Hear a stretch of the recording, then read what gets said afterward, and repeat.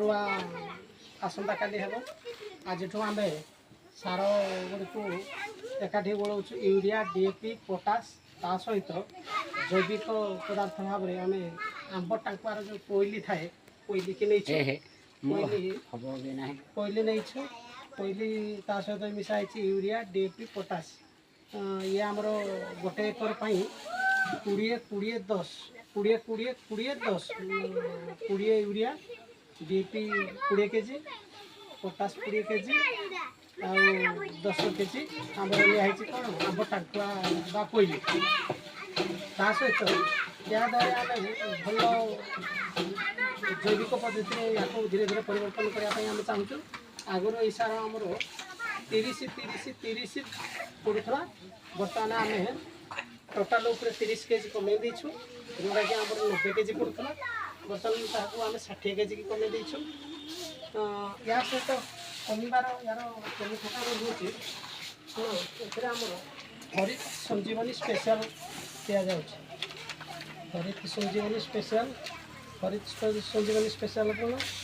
ये हूँ हरित संजीवनी स्पेशल देखो ये हूँ हरित संजीवनी स्पेशल जोड़ा कि माटी को दीर्घस्थायी भाव उर्वरक कराए सबुदिन ये भाव काम करे देखो ये गोटे एकर को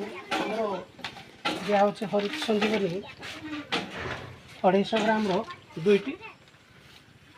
हरित संजीवनी दुईटी गोड़े दुईटी दिगला या सहित कौन दिज्व जेहेतु आमर वर्षा जल उपर निर्भर करे आमर ये जलसेचन कौन सुविधा न थाए तेणुक सहित आम कौन करूँ ना जल संचय ये हूँ जल संचय 2 केजी एटा पाखापाखि आमर 4 केजी पड़ा कथा 2 केजी पकड़ा जल संचय देवार उद्देश्य ये जैविक पदार्थ ये कौन केमिकल रिएक्शन हेनी खाईदे भी किसी हेनी दाम देखिए खाईपर ये कौन कर आमर जल जो वर्षा अत्यधिक भासी जाए सार औषध ये सब जिनस ये आमर ताकू रोकब ता सहित जल को माटी मध्य संचय कर रख जहाँफल कि आवश्यक है गछ को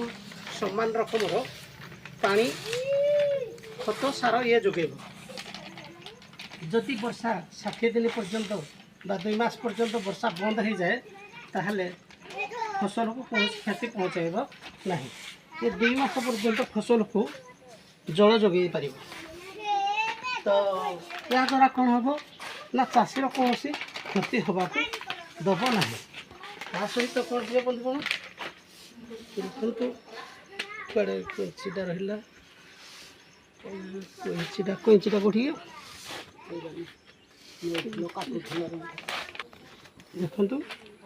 आमर इनक्रीज डिजीज डिफेन्सिव स्ट्रेंथ कौन रोग भविष्य में न होगापी या आम डिफेंड यूज करूँ ये डिफेंड यूज करने द्वारा आमर भविष्य में फसल कौन रोग पोक लगे ना तेरे फसल को या पूर्व सुरक्षित रखापी आम जैविक पद्धति किपर फसल को रोगमुक्त रखा से डिफेंडर आम यूज करवा ये हूँ जैविक